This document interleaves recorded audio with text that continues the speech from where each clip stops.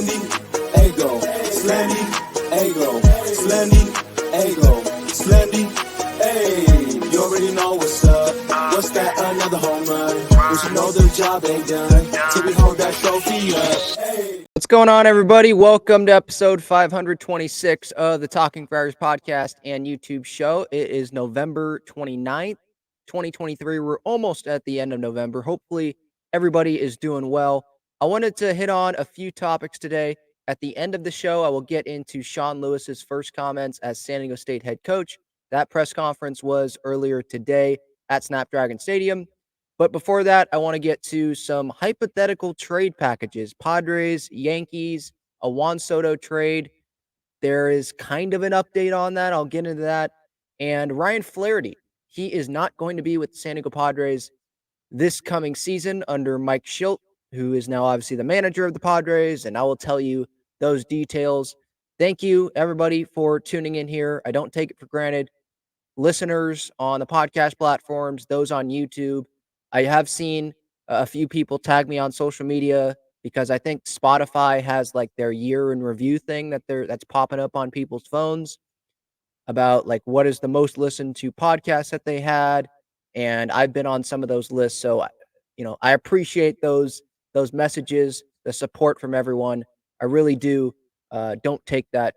I don't take that for granted. I really do appreciate everyone. I'm just a Padres fan. I love talking about the Padres with all of you. And yeah, so let's get going here. First, with the Ryan Flaherty update, before we get to the Juan Soto trade packages, Britt Giroli, who writes for The Athletic, she tweeted out today, a little before 11 o'clock in the morning, Ryan Flaherty is expected to be named Cubs bench coach. Sources tell The Athletic Flaherty was a finalist for the Padres managerial job that went to Mike Shildt, had previously served as Padres bench coach and offensive coordinator. Now will hold the same role in Chicago under Craig Counsell. I was surprised that the Cubs were the move because Counsell went with a veteran coach with the Milwaukee Brewers, but now I guess Flaherty is a veteran coach technically. He has years of experience. He's well thought of by people in the Padres organization, including those that used to play for the Padres and were with the Padres, like Greg Garcia, when Flaherty was first coaching with the Padres. So if you missed that, by the way, my Greg Garcia interview on Mike Shildt, who Greg Garcia played for, and Ryan Flaherty, and a little bit on Peter Seidler, you can go watch that on YouTube or go listen to that on podcast platforms. A little surprised that he went to the Cubs, but I'm not surprised that he's not on the coaching staff. It feels like this is a situation where Mike Shildt said, me or him. Pick one, AJ, because I'm not going to have Ryan Flaherty be on my coaching staff when he was a finalist for this position. It's been widely reported that it was me or him as the favorites from the very start of this process. I'm not going to have him on my coaching staff, and I only have a 2-year contract. And yeah, if I get fired, yeah, Preller can just, bring up his guy, someone that he rejected to be the Mets bench coach, interview for that job years ago. When Buck Showalter was the manager for the Mets. I'm not going to have that guy be on my coaching staff. So not surprised by that. Now, who is going to be on this coaching staff for Mike Shildt? We know Ruben Niebla is going to be. We think Ben Fritz is going to be. We'll see about the first base coach, David Macias, or Macias. I think that's how you pronounce it. We'll see about some of the assistant hitting coaches. There were like 3 or 4, I think, on there. Obviously, Flaherty, he was the bench coach and offensive coordinator, so they're going to be looking for a new head hitting coach, offensive coordinator, and a new bench coach. And some of Mike Shilt's coaches on that Cardinals coaching staff, I've already looked, they're already with other organizations or they're with the Cardinals, so I don't know if they would jump to the Padres to be under Mike Shildt. We could see some of Mike Shilt's former players come on the coaching staff. Benji Gill is a name that's going to be brought up. He is managing, I believe. He was brought up. I saw this on social media today. He is managing, I think, winter ball. I wasn't sure if this was like during baseball season, the Charos. I don't know how to pronounce it. Sorry. But he is the manager of that team. And I think that's a winter ball team. I'm seeing people in replies on social media that is a winter ball team. And if that's the case, then I think that he would be able to be a coach on the Padres coaching staff during the year, because winter ball doesn't that's not a conflict with him being a coach during the season. So I could see that. Phil Nevin, he is available. Adrian Gonzalez as hitting coach. I would be interested in that. That would be very interesting. It would be very intriguing. This is a guy that AJ Preller talked to for this manager position. This is the first manager interview I think Adrian Gonzalez has had for a big league manager job. I don't believe he has coached in the big leagues. Maybe he's done some like advisor stuff or helped out players off to the side in the offseason, but he has not coached in the big leagues for like on a coaching staff all season long, anything like that. So this could be an opportunity for him to help out Padres players. I think definitely Padres players would respect Adrian Gonzalez. Look at what he did in his big league career. The guy's on the Hall of Fame ballot. He's not a Hall of Famer, but I think players would definitely respect Adrian Gonzalez for what he would have to say. And with Agon, this is a chance for him to learn under Mike Shildt. And Mike Shildt has made the postseason consistently when he's been a big league manager. I think he knows what he's talking about. He has decades of coaching experience. So this could be a really good opportunity for Adrian Gonzalez if he is given that opportunity, if he is interested in that, to be a hitting coach. I think hitting coach would end up being the best thing. We'll see who the bench coach ends up being, but hitting coach feels like that's the right spot for Agon if that happens. There's other guys that have popped into my head, like I see Yadier Molina being thrown out there. That's not going to happen. I would be surprised, shocked if that happened. Albert Pujols, I think he's still under contract technically with the Angels as a coach, or not a coach, but helping out with the Angels organization. So I don't think that he could do that unless he got approval from the Angels to go be a coach under Mike Shildt. I just bring his name up because Shildt had to have had some interaction with Albert Pujols.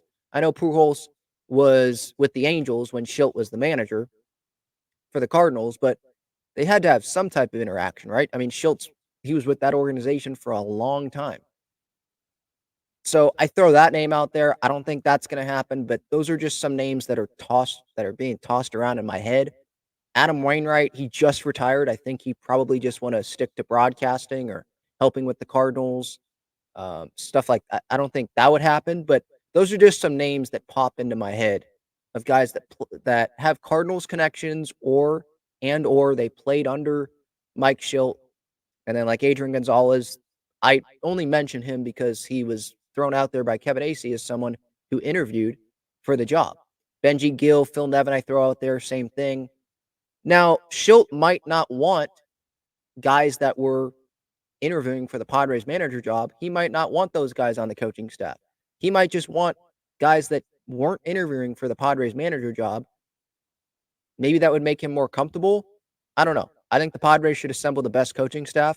We know Preller will have a say because he's had a say in every coaching staff that he has built, that he has helped build as the GM, the president of baseball operations with the San Diego Padres. So it's going to be very, very interesting for me to see what this coaching staff ends up being. But Ryan Flaherty ends up going to the Chicago Cubs.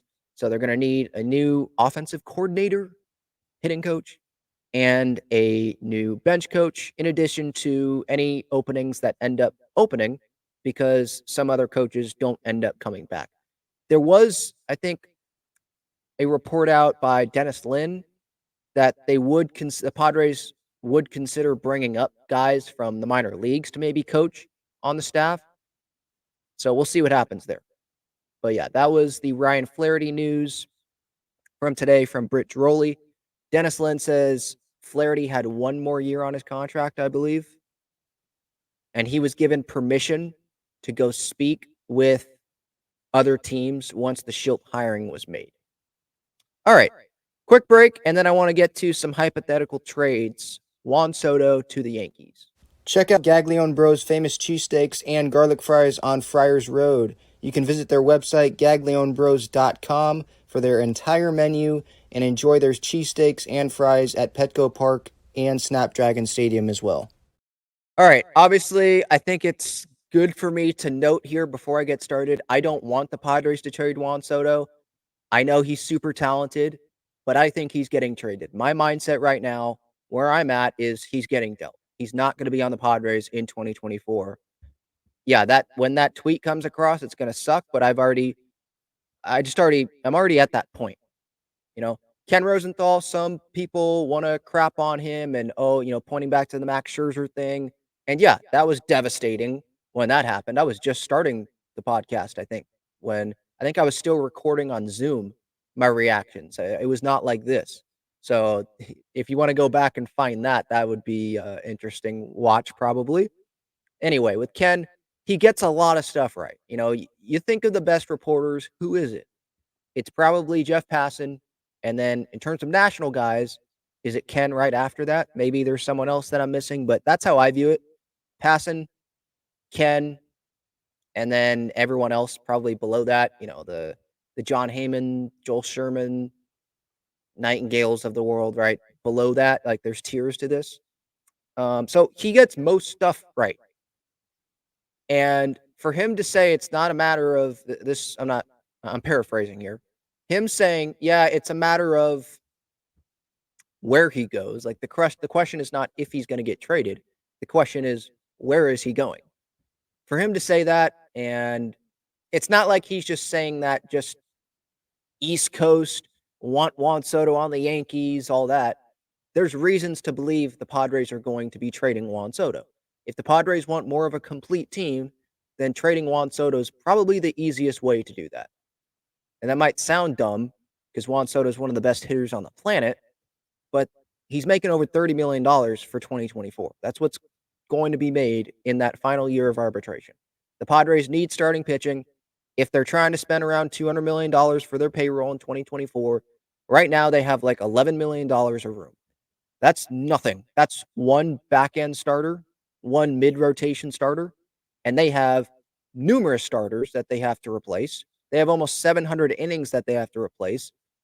We'd probably like them to get some more depth. We'd like them to get a first baseman, DH bat, power bat, preferably, catcher. Like there's holes here on this roster, and you're not filling all those holes with $11 million. And you could say, well, keep Soto, but trade other guys. Well, who's taking those contracts? Right? So Soto, I think he's getting dealt. Here to some hypothetical trades. I'm hoping to have a New York Yankee fan perspective on the show later this week, so stay tuned for that. I think some baseball fans, just baseball fans in general, will know who this guy is, so I'm excited to have him on later this week. But I have, let's see, 4 hypothetical trades here, and I'll give reasoning to all of them. And one of them includes someone other than Juan Soto going to the Yankees. So first, this is just order. No, like, I think this is the best deal, second best, third, fourth. This is just the order that I jotted them down here on my notes. The Yankees get Juan Soto. Padres get Michael King, Everson Pereira, and Drew Thorpe, I think is his name. Thorpe is, I know his last name. Let me look up. Let me just double check. I probably should have done this before the show. Apologies. I just have the last name written down. He is one of the Yankees' top pitching prospects. Yeah, so Everson Pereira and Drew Thorpe. Chase Hampton is their 4th ranked prospect overall, Yankees wise. He's a little ahead of Drew Thorpe, but I'm asking for Thorpe over Hampton. You could say Hampton if you want.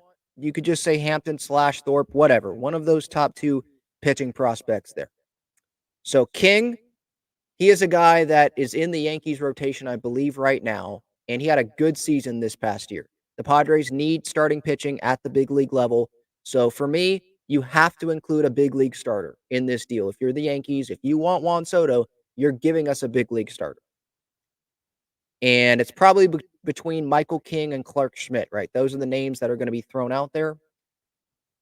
King is the better option right now. He's a free agent after 2026, so a couple years of control that they would have him for, 24 and 25. He had a 2.75 ERA this past year, 9 starts, 49 games, so most of them were in relief, but he had a really good season. And Michael King, actually, I probably should have said this before I got into the proposals. This was the latest update on the talks, the Juan Soto talks, Padres and the Yankees, from Andy Martino of SNY.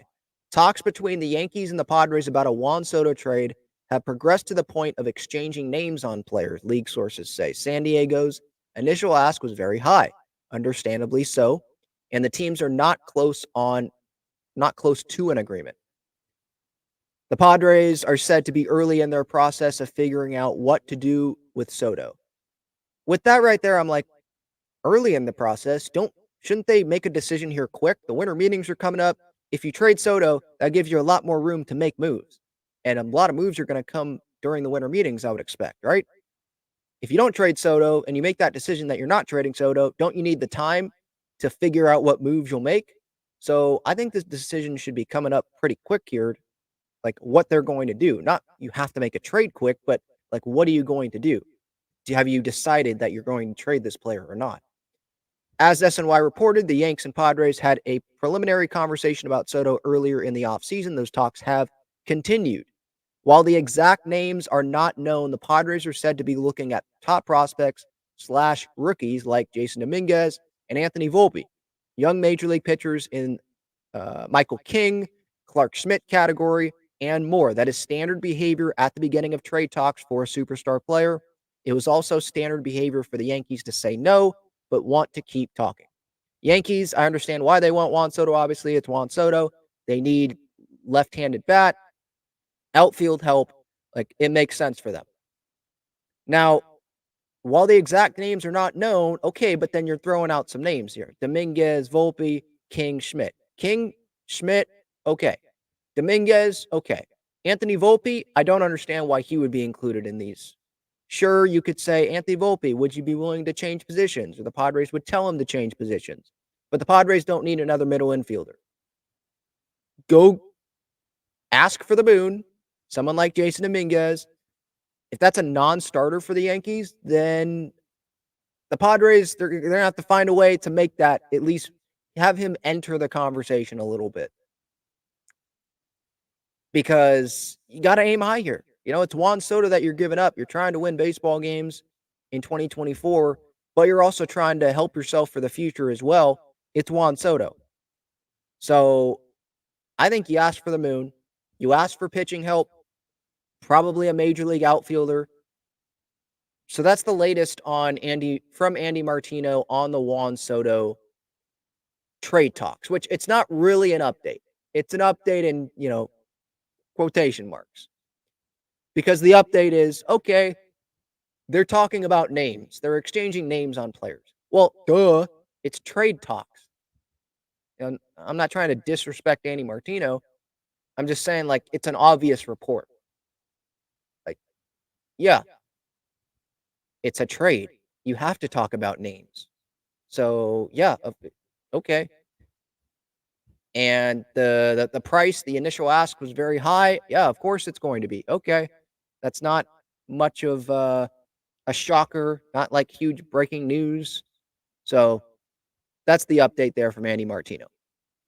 Now, getting back to my trade proposal, New York, my first one, New York gets Soto, Padres get Michael King, Everson Pereira, and Drew Thorpe. Thorpe is the 99th prospect in minor league baseball, according to MLB.com. 99th. He might be one of the Yankees' top prospects, but that is barely a top 100 prospect. And the Padres can bring that up to the Yankees. Pereira has no power, and King, okay, the major league starter, but the Yankees, they can go get Yamamoto. They're trying hard for Yamamoto this offseason. They can go get other starting pitchers to replace King. That would be under control for 2 years, maybe more in free agency, or maybe a trade that they make. So losing Michael King to get Juan Soto, losing Pereira, who has no power, to get someone that hit 35 home runs this past year, to give up Thorpe when you have Garrett Cole already in your rotation and Carlos Rodon, you just signed him. You're going to need him to perform anyway. And in this trade, you get to keep someone like Clark Schmidt. You have Nestor Cortez, and you can sign Yamamoto. You can sign free agent pitchers. I don't think that's the worst package to give up if you're the New York Yankees. And you get Juan Soto under team control for the entire season, and you can try to convince him to sign an extension. Seems like he's pretty set on going to free agency. And Scott Boras is heavily involved in this, at least I assume. Why would he? I don't think he's just going to let the Yankees or the Padres, because he's on the Padres right now. I don't think he's just going to let Preller or Cashman, when he goes to the Yankees, let's say, I don't think he's going to let those guys just go talk to Soto about a contract without Scott Boras being present. Scott Boras, he wants to get as much money as possible in this. It's Juan Soto. It's his, biggest free agent client, coming up this next offseason, bigger than any client that he has this offseason. So he's going to want to be involved. So I don't see an extension getting done unless, it starts at $500 million probably for Juan Soto, for Scott Boras. So it's going to be hard. And the Yankees could tell the Padres, we don't think we're going to extend him. So that's lessening the value that you're going to get back, San Diego, AJ. But the Padres can say it's Juan Soto, and you're the New York Yankees. If you want Juan Soto, you're going to have to give us a good amount back because it's Juan Soto. And whether it's the truth or not, the Padres could say, there's a bunch of other teams that would be interested in getting Juan Soto. So you're going to have to pay up. And Jason Dominguez, that's where he comes in here. So maybe this is a realistic trade proposal because Jason Dominguez is not included, because the Yankees, they don't want to give up Jason Dominguez. But I think it's worthy to note the Padres, what they gave up for Juan Soto. I get it. It was 3 years of control, not one. And they got Josh Bell in it, but they gave up Voit and Susanna. Let's say that would have been the Josh Bell trade, okay? But for Soto, we know that was 3 years, and it's Juan Soto. The Padres gave up the top prospects, the biggest prospects in this deal because of Juan Soto, not to get Josh Bell. They gave up their number 1 prospect in C.J. Abrams, their number 2 prospect in Robert Hassel III. They gave up Mackenzie Gore, their number 4 prospect, and James Wood, their number 5 prospect. They gave up 4 of their top 5 prospects in this deal for Juan Soto. And I get it. It was 3 years. But, okay, we're not asking for 4 of their top 5 prospects. But if you're the Padres and you gave up that much, ask for a couple top prospects. Or say, hey, we won't ask for a couple of your top 5 prospects. Actually, I guess Thorpe would be. But let's say that you ask for, you take Thorpe out of there, and we'll ask for a major league starter. We'll ask for your 10th prospect, which is Will Warren, who could be able to pitch for the Padres in 2024. We're asked for Schmidt or King, but Schmidt, let's say, because in this hypothetical, my second hypothetical, I'm asking for Jason Dominguez. Your number 10 prospect and Jason Dominguez. So Soto, we'll give you Soto, New York. We get Schmidt, Jason Dominguez, and Will Warren. Jason Dominguez was being compared to Mike Trout when he first signed with the New York Yankees, right? Like the most hyped international prospect ever. More than Ethan Salas, in my opinion. At least what I remember from when that happened, yeah. He was being compared to Mike Trout. It was unfair. Unfair comparisons, but that's what it was. Like, this guy is going to, I think a lot of people think this guy will be a star in the major leagues. But we're giving you Juan Soto. So Yankees fans that we're not giving up Jason Dominguez for a rental. If you're the Yankees, why are you trading for Juan Soto if you're not going to try to give him a contract? If you can't offer him $500 million, then why are you trading for him? Right? Like, why not just go sign a free agent outfielder on a 1-year deal, give Tommy Pham or whatever a 1-year guaranteed starting position because Tommy wants to start. You give him that, and you don't have to give up your top prospects for 1 year of one. You're getting Soto, Yankees fans will say, for 1 year because you're trying to win in 2024. I get that. But again, look at what the Padres gave up, Brian Cashman. Look at what they gave up in the trade to Washington. 4 of their top 5 prospects. And in this deal that I'm asking for 1 of your top prospects, Jason Dominguez. And I'm asking for a major league starter that's not better than Michael King, at least right now, and Clark Schmidt. and I'm asking for your number 10 prospect, the guy that's not even in the top 100 prospects, and you're getting Juan Soto. I mean, Jason Dominguez has to be in this conversation for the Padres to trade Juan Soto. I'm not saying he has to be in the trade. I'm realistic. I don't think that the Yankees are going to give up Jason Dominguez. Right now, I think that they have the leverage here over the Padres, but Dominguez has to be in one of their trade proposals to the New York Yankees. You cannot be like, you cannot say, well, we know they're going to reject it, so we're not going to ask. No, you have to put Jason Dominguez in there and ask about it. So again, my first one was Soto to New York. Padres get Michael King. Because we're getting the better starter of King or Schmidt, I'm asking for Pereira, not someone like Jason Dominguez. And then Thorpe. So kind of like compensating, right? So the first deal here, I'm asking for the better of the two starters that I named, King or Schmidt. I'm asking for the worst outfielder, Pereira Dominguez. I'm asking for, and that outfielder does not have the power that Juan Soto has. I'm asking for Drew Thorpe, though. So since the outfielder's not, Jason Dominguez, I'm asking for your better pitching prospect over someone like Will Warren. The next deal, Soto to New York, San Diego gets Schmidt, the worst of the two right now, King or Schmidt. But I'm asking for the better of Pereira or Dominguez. I'm not asking for Thorpe, though. I'm not asking for one of your top 5 prospects. I'm asking for your number 10 prospect, Will Warren, who is, I believe, in AAA right now. So, I'm trying to balance it out here. I'm trying to make them realistic here. Some will say, no Jason Dominguez. That's not possible. Okay, then here's this alternative. I also have this alternative. If the Padres want to just go straight pitching, because if they trade Juan Soto, you're saving over $30+ million. You can go get an outfielder in free agency to replace Juan Soto, or maybe a couple outfielders. One might have to be cheap, or you can bring one outfielder in, whatever. I don't know what the AAV would be, but you can bring them in. Let's say it's like $10 million. You bring that person in to play left, and then you still have a lot more money to spend in other areas as well on the roster, like starting pitching.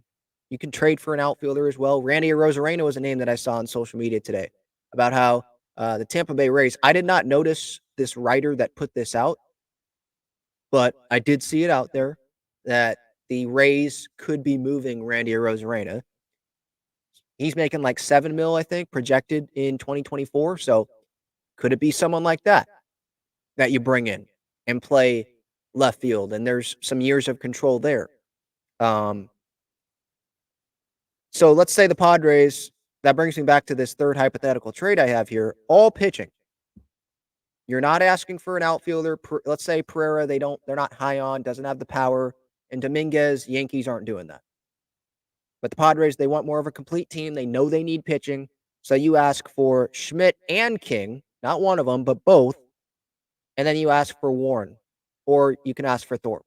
Warren, number 10 prospect in the Yankee system. Thorpe is, I believe, the 5th prospect. Yeah, 5th. And he is not even a top 100 prospect, I don't believe. If I go to top 100, how many do the Yankees have? They have 1. No. My bad. No, I said, yeah. Okay. Thorpe is 99. I said that earlier. My bad. They have 5. 1, 2, 3. Yeah. Spencer Jones, you could ask for him over Jason Dominguez, but who would the Yankees rather give up, I guess? Maybe the Padres have to settle for that. And some might say, Ben, no. Padres don't have to settle. It's Juan Soto. But I'm saying that they might have to settle because the Yankees have the leverage here, in my opinion. They know the Padres payroll situation. It's been publicized. They know the Padres need pitching.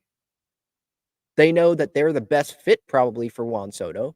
What other team is a better fit than the Yankees? And they know that they're that one team out there that's been reported that have been exchanging names with the Padres for Juan Soto. Like, I feel like they got the leverage here. Do you want something back for Juan Soto or not? Do you want to have more of a complete roster? We're giving you some pitching here. Do you want it or not? The Yankees, Brian Cashman can say that. So yeah, if they want pitching, Schmidt, King, 2 major league starters there, let's say. And then I don't know if you'd be able to get Thorpe in that as well, or would you only be able to get someone like Will Warren back? But that's 3 pitchers for 1 position player, 1 year of control for the Yankees. And you're getting Schmidt, who is was one of their top prospects, and you're getting Michael King, who had a sub-3 ERA, right? This past season, 2.75. And he's like another Nick Martinez, better Nick Martinez this past season. So there's that one. If the Padres only want to get pitching, they think they can make a trade for an outfielder or go get an outfielder in free agency. Um, you know, if Soto gets dealt, because they'll have more room, more flexibility to make that type of move. Now, this one, my 4th one here, involves Trent Grisham, where the Padres, they want an upgrade in center field offensively. Maybe it's Tatis they move to center, and they bring in a corner outfielder to play right, and they bring in another outfielder to play left because they have some room. And Soto, let's say he's making 33 mil next year. Grish is making what, less than 5? Is it gonna? It might be like 3 mil, probably, right? Something around that for Trent Grisham. Let me double check here. Trent Grisham, 2024, 5 mil, exactly. Base salary estimate. 2nd year of arbitration. So the Padres, let's say they save $38 million there. And then you have 11, let's say, on top of that to get to 200. That gives them more room. Or they could see, maybe they bring in a cheap center fielder, 1-year deal, and then Jacob Marcy is ready at some point. But you would worry about that later, right? But here, if you trade Soto, right, you want to get a return back there. Grish, you've tried. It's not working offensively, okay? The Padres can say, we're giving you an MVP candidate, one of the best hitters on the planet, and we're giving you a center fielder, which is what the Yankees do need. They are, I know Judge can play center, but they probably want him in right field. And they had Harrison Bader. He's a free agent. Kevin Kiermaier, they're probably going to be linked to. Cody Bellinger, I think they have already been linked to Cody Bellinger. Them and the Giants and the Cubs probably is what it feels like it would come down to. But Bellinger, they might not want to take the risk for that amount of years on Bellinger. So the Padres can say, here, Gold Glove center fielder, like, Bellinger, good outfielder. Less risk because it's 2 years of control. I believe Grish is just 2 more years. 2 years of control, one of the best hitters on the planet. And you give us King or Schmidt. You give us Jason Dominguez. Thorpe might be asking for too much, so we could say Warren, Thorpe or Warren. Obviously, you probably want Thorpe, but you might have to settle for Warren if you're asking for Jason Dominguez in it as well. And what I see there is for Soto, let's just say it's 1-for-1 Jason Dominguez for Soto. You could add in the pitcher. You could add in King, or you could add, let's say, like Clark Schmidt in there as well, because it is Soto, who is the healthy player in 2024. Dominguez had surgery, so it's not like he would be healthy all of 2024 to help the Padres. So Soto, King or Schmidt, and Jason, and then let's say for Grish, it would have been the Yankees' number 10 prospect, Will Warren, who's a pitcher, could help the Padres potentially 2024, because if you go to the New York Yankees, their top 30 prospects page here on MLB.com, it will say that Will Warren, his ETA, I think that's expected arrival time, 2023. So, he should probably help at some point in 2024 for this Padres team. And he'd be making, obviously, the major league minimum because he'd be on the rookie contract. And that would save the money for the Padres as well. I don't love the Soto Grish trade proposal there that I just made. Because I think that asking for King or Schmidt, that's reasonable. Asking for Dominguez, I mean, you could definitely make the case it's reasonable. I mean, the Padres could say, it's not like Dominguez is the number 1 prospect in baseball. He might be your number 2 prospect, New York Yankees, but you have Spencer Jones. We're giving you the opportunity, the exclusive opportunity to extend Juan Soto because you would have him under control. You're the New York Yankees. If you really want him, go offer him $500 million before he hits free agency, or go get him in free agency if you really want him that bad. And Jason Dominguez, that's the guy for the Yankees, right, that they eventually would want to pay over $300 million, a huge contract to, right? That superstar player like they did with Judge. Well, you can have a guarantee. Dominguez is not a guarantee to work out like that. Work out like Juan Soto. Work out like Mike Trout. You can get that guarantee here with Juan Soto, and then you can extend him before he even gets to free agency. So the Padres can say that, and they could say, we're trading for the number 70, like 76? What is it? 74th ranked prospect in baseball. That's our marquee addition here in this trade. And we're giving you Juan freaking Soto. They could say that. And then Preller could say, well, we don't have to trade Juan Soto. I think they do. Technically, you don't have to. No, okay, you don't have to trade Juan Soto, but good luck building the rest of the roster then. So for me, yeah, they do. They don't have to, but they do have to, if you know what I'm saying. So which package do I like the best out of these hypothetical deals? I would probably pick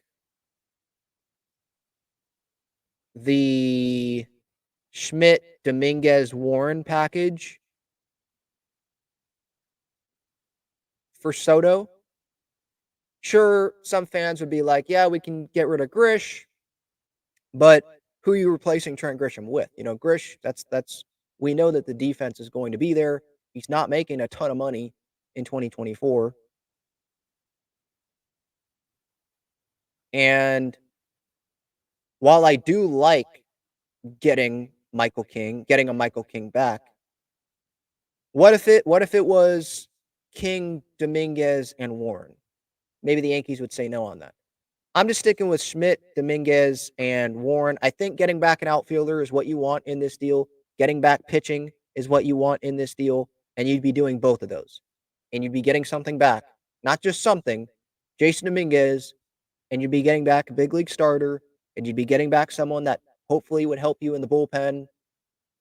I think he's a reliever. Will Warren. He might be a starter. Someone that will help you in 2024, hopefully.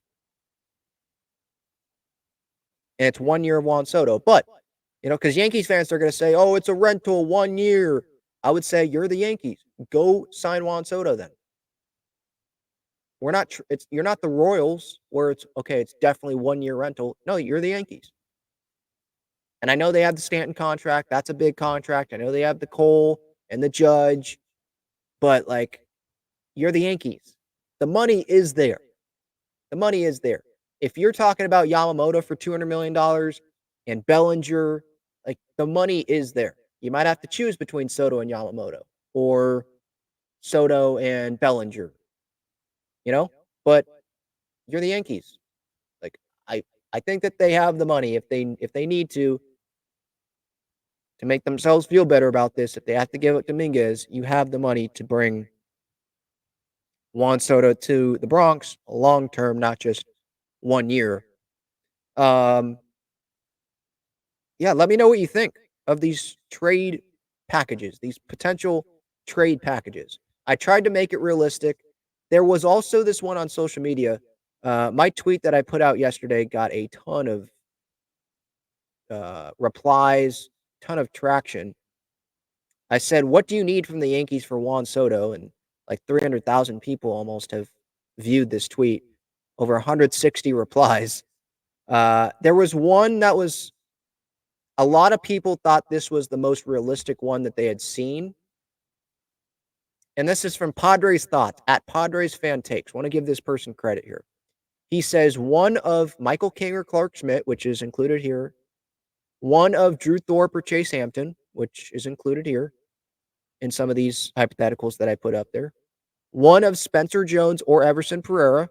Will Warren and Kyle Higashioka if AJ wants catching depth. And we can throw in Grish since they need a center fielder. So that's kind of what I said here. Soto and Grish. I didn't put Higashioka in there. I think the Padres, they can get someone in free agency if they want to. They can make a trade. Um, the Yankees, I think, wouldn't they want to keep Kyle Higashioka? I don't think that's a need for the Padres to get to get Higgy. But Will Warren, okay. Clark or Michael King, okay. Where I think it's too much is because, look, Soto and Grish, that's 2 players, and you'd be acquiring 1, 2, 3, 4, 5 players.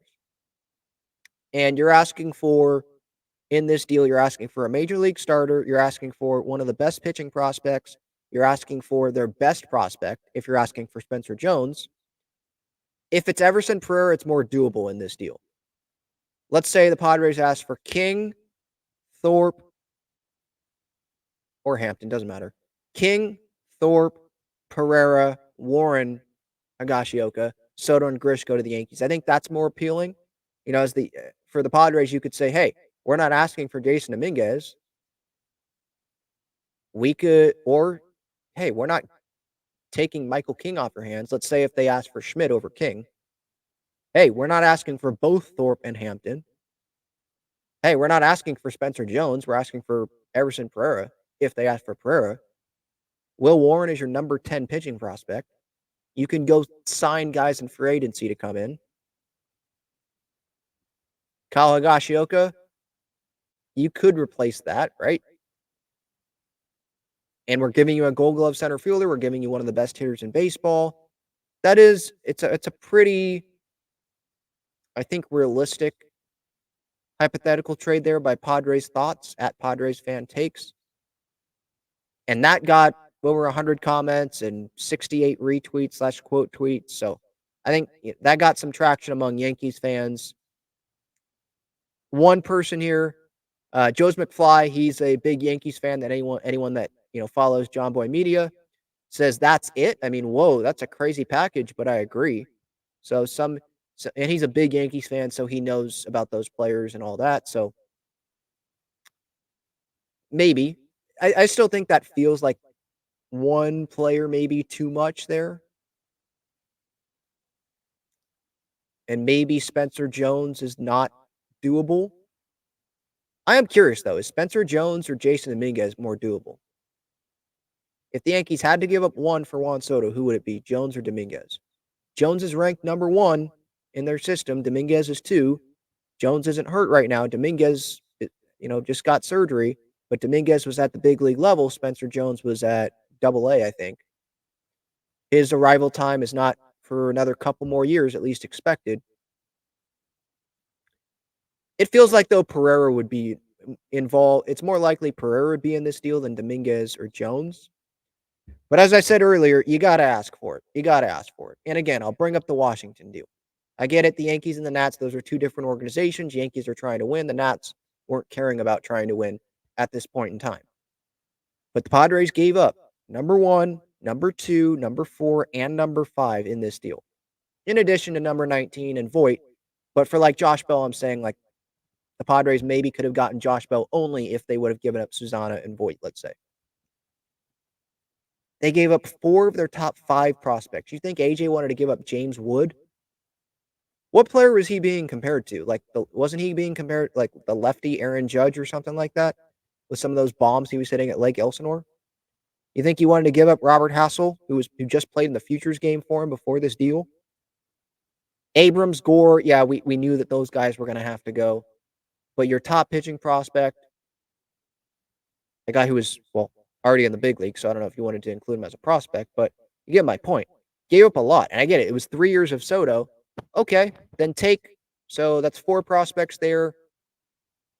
If the Padres ask for one top prospect, and that's Jason Dominguez, let's say, who's not their number 1 prospect. He's number 2. Jones is number 1. Now, the Yankees, this is not the Yankees ranking, so they could have Dominguez easily one way over Jones and be like, no, Dominguez is untouchable. Maybe Jones, but we really have to think about that. Dominguez is no. This is just MLB.com's rankings. But just saying, these number 1, number 2, number 4, number 5 that they gave up, the Padres did in the Washington deal, those were the rankings by MLB.com at the time of that deal. If you want to get something, sometimes you have to give up something that you don't want to give up. But, the Padres, they might be asking for Jason Dominguez, and you should, again, you should. But I feel like the Yankees have more leverage here. So it's going to be very interesting to see how this how this unfolds. When does this happen? I feel like if you're the Padres, you want this to happen pretty quick because you want to know, is Soto going to be on this team or not? Do we have more money to spend, more flexibility than we initially thought maybe going into the offseason? Because players are going to start getting grabbed up here by other teams, and you're going to be missing out on those players if, let's say, you're still deciding on a Juan Soto deal. So you might have to do this pretty quick here. We'll see what happens. But yeah, give your thoughts here on YouTube in the comments. Do you like any of these hypothetical trade packages that I presented? If you have another hypothetical trade package, put it in the comments, or you can put it on social media as well. Reply to my tweet that I sent out yesterday with the picture of Juan Soto at Yankee Stadium. What do you need from the Yankees for Juan Soto? And you can be one of those hundreds of comments in there on that to give your thoughts there. All right.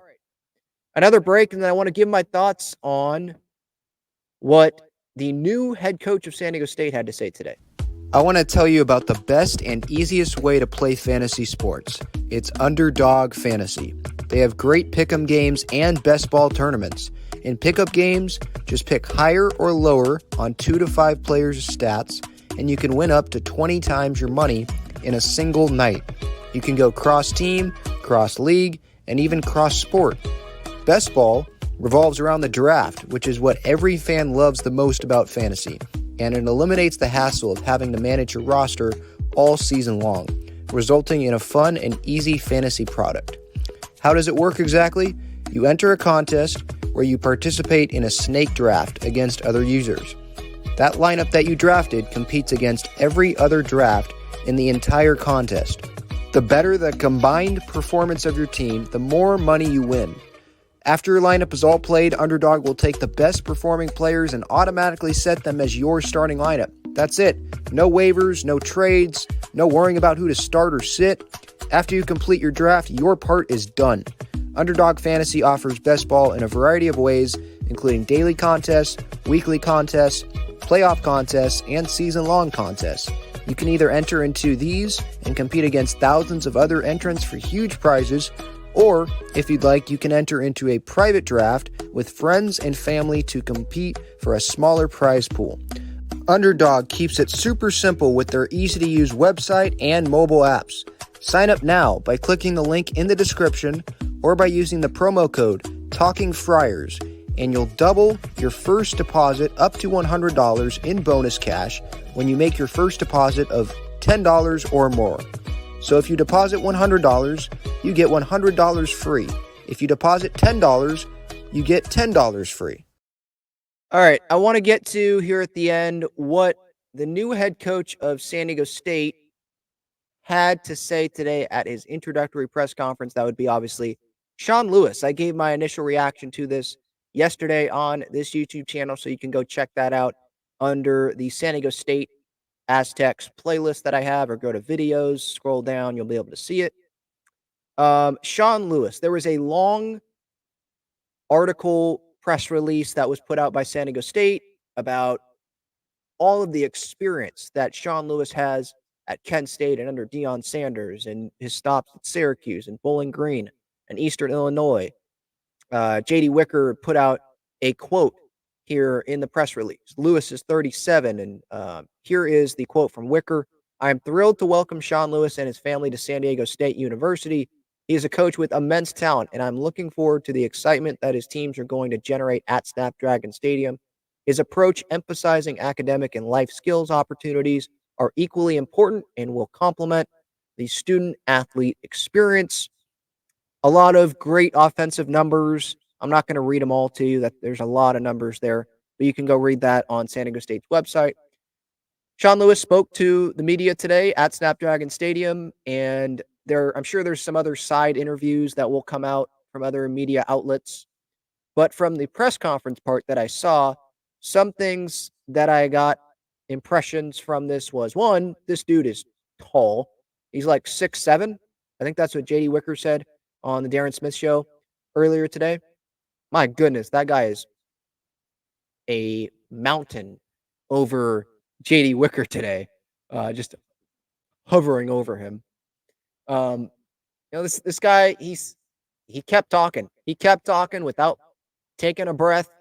So he can definitely do that.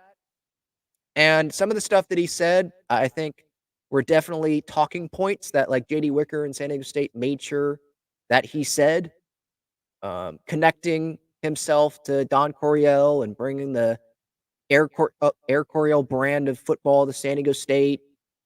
And go get your tickets now because you're not going to be able to get them. Fans need to get tickets now because there won't be tickets available soon with the product we're going to put on the field. Like that was probably a talking point that needed to be put in there because we know San Diego State has had a ticketing issue with how many fans have been at Snapdragon Stadium, especially this past season. Well, I mean, when the product's not good, the fans, they're not going to spend $70, $40. I saw a lot of $70 tickets for the upper deck at Snapdragon Stadium for like San Diego State against Nevada. So the price, it's not just this new coach coming in that's going to sell out the stadium. You need the players, you need the quarterback, you need the offense, you need excitement, you need wins. Show San Diego State fans the wins, and then they'll show up. Also got to lower the price as well.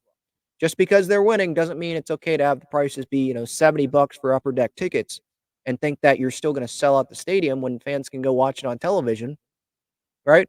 So hopefully, the ticket prices are better. But what he said, it was positive about San Diego State, obviously. Essentially saying how this job was a no-brainer for him. San Diego State, best group of 5 job out there, was something that he said during his press conference today, telling Charger fans if they're looking for a team, this is the team to come root for. It's like, I mean, yeah, I like you saying that. And like, yeah, this is going to be an entertaining product, fast, obviously, exciting, right? Bringing excitement to San Diego State and all that. But like, the Chargers have been gone for a while. I think San Diego State, they're passionate San Diego State football fans. Sure, will there be some fans that are going to hop on if this ends up being successful and it's fun to go watch games and the offense is scoring a bunch of points and there's a good quarterback in here? Yeah, more fans will show up, and maybe some fans that weren't following the program will hop on, that live in San Diego and don't really have like a college that they root for. But really, what it's all about is winning. And obviously, this press conference, it was going to be a lot about the excitement, the flash, San Diego State, and exciting, best group of 5 job out there, going to try to go win championships. And he mentioned the CFP, the College Football Playoff, because that's expanding, I believe, in 2024. So the highest conference champion in the group of 5, they will get a spot in the expanded College Football Playoff. So obviously talking about that, we knew that's what was going to happen. I didn't have a problem with things that he said here. For me, it's going to be obviously about the actions. What is the offense going to look like? What's the coaching staff going to look like? Are you going to win games? Right? I think what's the realistic expectation here? I think get back to the top half of the Mountain West. You were in last place in the Mountain West this past year. Get back to the top half of the Mountain West, find a quarterback, make things more exciting. If you're losing games, but you scored 30 points, hey, that's an improvement from this past season. So finding improvement. I'm not saying that they have to go make a New Year's Six Bowl next season. Some of these expectations that you might see out there might be unrealistic or, just emotionally based off of what, this hiring and what they've read and what they've heard and all that. But this program, I think that this hire, it's interesting. It's offense. It's appealing. I think that it's refreshing. Not trying to disrespect Brady Hoke or Rocky Long, but bringing in an offensive guy, bringing in someone that's 37, it's different. I think that can be refreshing to Aztecs fans. So we'll see. It's a wait and see. Just like I said yesterday, regardless of who they were going to bring in here, it is a wait and see. Expectation wise, I think we should expect this team, like I just said, to turn it around. Not saying that to be the winners of the Mountain West champs, but turn this around. Have a winning record this next year. Show us something, and then keep building on that. And then we could, really start making some things happen here at San Diego State. And if you want a consistent, packed stadium, win games, be exciting, because that's not what this was this past season. That's not what it's been these past couple years at Snapdragon Stadium. In the first couple years, it has not been the Aztec Stadium. It has been San Diego Wave Stadium, and deservedly so, because San Diego Wave has made the playoffs back-to-back years, home playoff games. They were the best team in the NWSL in the regular season this past year. They've got Alex Morgan and Naomi Gurma and Kaylin Sheridan and Sophia Jakobsen and Abby Dahlkemper and Jaden Shaw, and I'm going to leave people out. I'm sorry. And Casey Stoney leading it. Like, there's a reason for fans to show up to those games. Didn't feel like there was a ton of reasons to show up to these San Diego State games. So hopefully exciting times are ahead for the San Diego State program. All right. That is it. Talking Friars episode 526. Have a great rest of your day. Everybody, we're on Soto watch, and we'll see what happens. We'll see what happens with this coaching staff as well.